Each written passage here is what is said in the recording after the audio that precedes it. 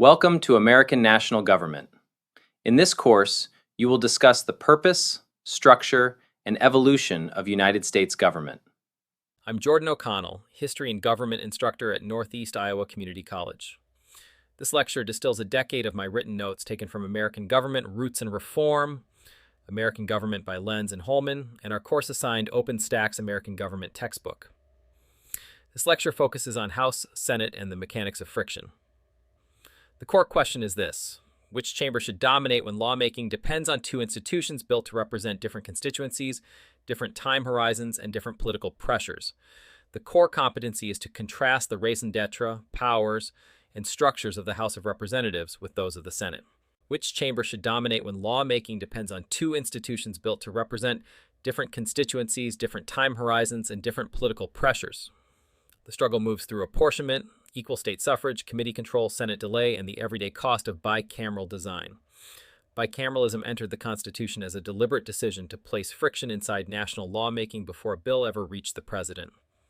The House and the Senate apply different pressures, represent different political units, and reward different political habits.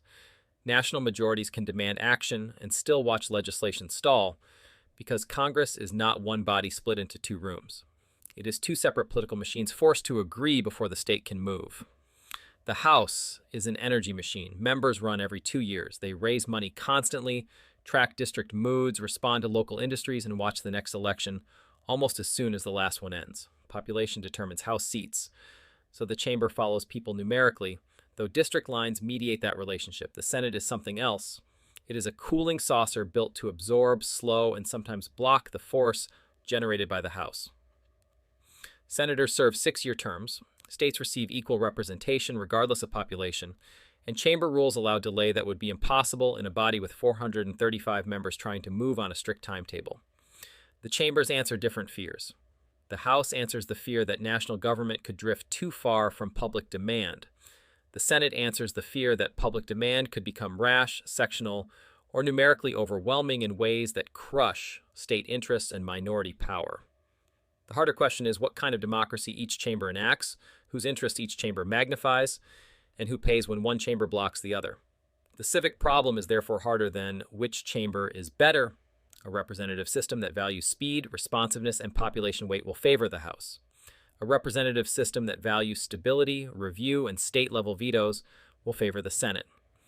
The Constitution did not choose one of those goods. It forced the country to live with both and fight across both at once. The framers arrived in Philadelphia carrying two memories that did not fit neatly together.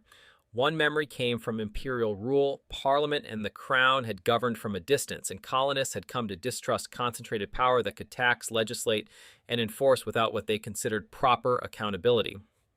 The other memory came from the 1780s. The Articles of Confederation had left the national center weak, state jealousy strong, and coordinated public action difficult.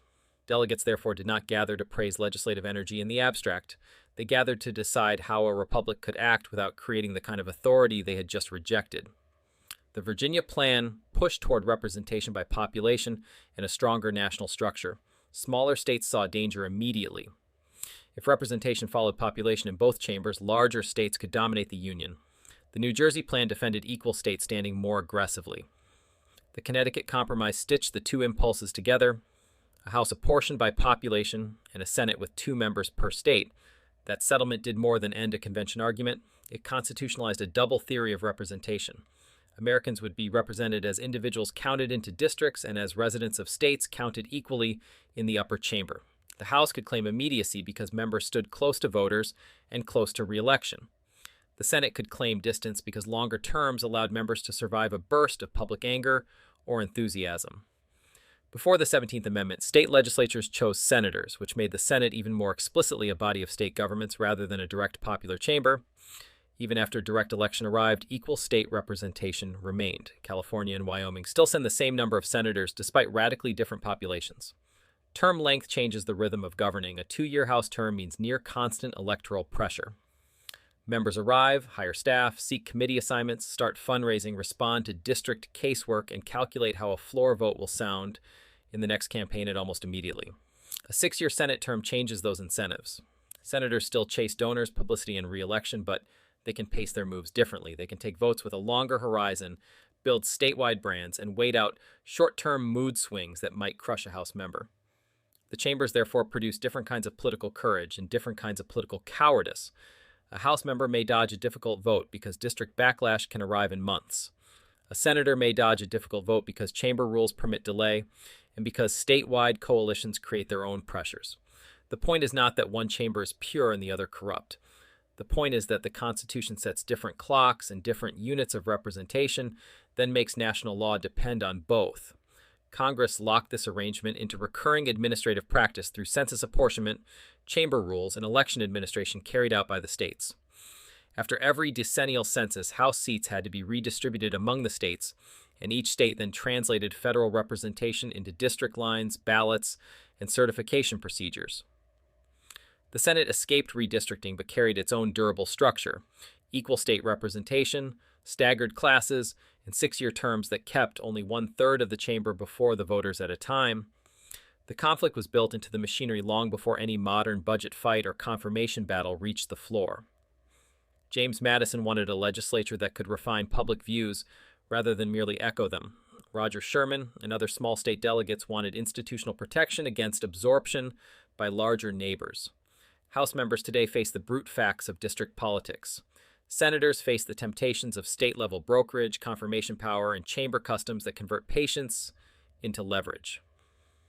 The people inside these roles do not float above structure. Structure shapes how they imagine their job. Start with the House. Population apportions seats after each census, but states and legislatures then fight over district lines. That means the House looks close to the people only after map makers decide how the people will be sorted. Once seated, members seek committee placements that match district needs or party ambition. An agriculture-heavy district wants a member who can claim influence over farm programs. A military district wants defense relationships. A member in a swing district may advertise moderation. A member in a safe district may perform ideological purity. The short term sharpens all of it. The House rewards speed, message discipline, and sensitivity to local reaction. Now turn to the Senate. Equal state representation means senators from small states can carry the same vote as senators from enormous states. That structure changes coalition math. A bill can gather senators representing a minority of the national population and still clear the chamber. The Senate also gives each member more room to bargain. Fewer members means more individual leverage. Advice and consent over judges, cabinet officers, and treaties give senators reasons to think beyond ordinary district-style constituency service. The chamber invites personal brand building, slower coalitional movement, and procedural obstruction when the minority wants to raise the price of action. The filibuster illustrates how design and rules interact. The Constitution does not create the filibuster. Senators developed and preserve practices that allow a determined minority to delay action unless the majority reaches the cloture threshold. The Senate took an already slow chamber and added a rule environment that can make state equality plus minority leverage even stronger. Defenders say that arrangement forces broader agreement. Critics say it turns minority obstruction into routine veto power. Both sides are really arguing about what the Senate is for. Is it supposed to cool public passion, or is it supposed to stop majorities from governing even after elections give them formal control? The Great Compromise still operates in every budget fight, judicial confirmation, impeachment trial, and treaty debate. The House may pass a measure built on population-weighted urgency. The Senate may revise it, dilute it, or bury it because state interests, chamber rules, and longer electoral horizons point in another direction. Neither chamber can claim the whole of democratic legitimacy because the Constitution denied that monopoly from the start. The words on the page were written under ratification pressure. Article 1, Section 2 promised that the House would be chosen every second year by the people of the several states, a phrase designed to reassure critics that at least one chamber would stand close to elections, local administration, and public anger. Delegates and ratifiers were arguing over how much immediacy a republic could survive, and every second year was not filler. It fixed the electoral clock for the chamber expected to absorb fast-moving pressure. Across the compromise table, Article 1, Section 3 answered a different fear. 2 senators from each state and for 6 years were bargaining language for small states that would not enter a population-only union. Those words placed statehood itself inside the legislature and gave senators enough time to outlast a surge of public heat. Before the 17th Amendment, the clause chosen by the legislature thereof gave state governments a direct institutional grip on the upper chamber. Read those clauses together and the room comes into focus.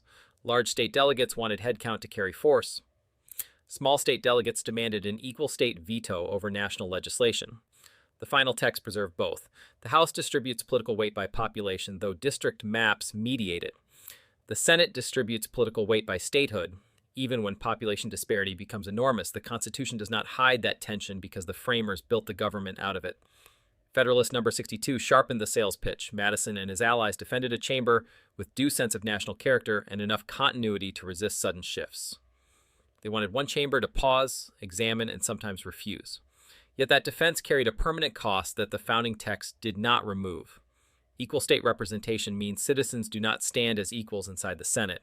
A voter in a small state carries more senatorial weight than a voter in a large state because the constitutional unit is the state, not the person. This is not a side issue. It is the central civic wound inside bicameralism. If you praise the Senate for protecting minority interests, you must identify which minority you mean. The chamber protects territorial minorities as states. It does not necessarily protect racial, economic, or ideological minorities unless political coalitions happen to line up that way.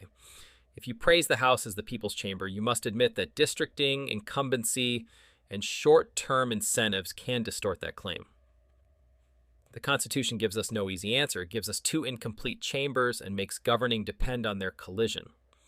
Citizens usually meet bicameralism through frustration. A bill clears the House and dies in the Senate. A nominee pleases the president and stalls in the Senate. A national majority wants action, and one chamber or the other supplies delay. Congress works through layered representation, not direct conversion of public mood into law.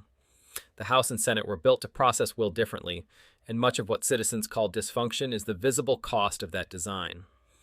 That does not mean every cost deserves celebration. Short House terms can make fundraising, messaging, and district panic overpower long-range policy thinking.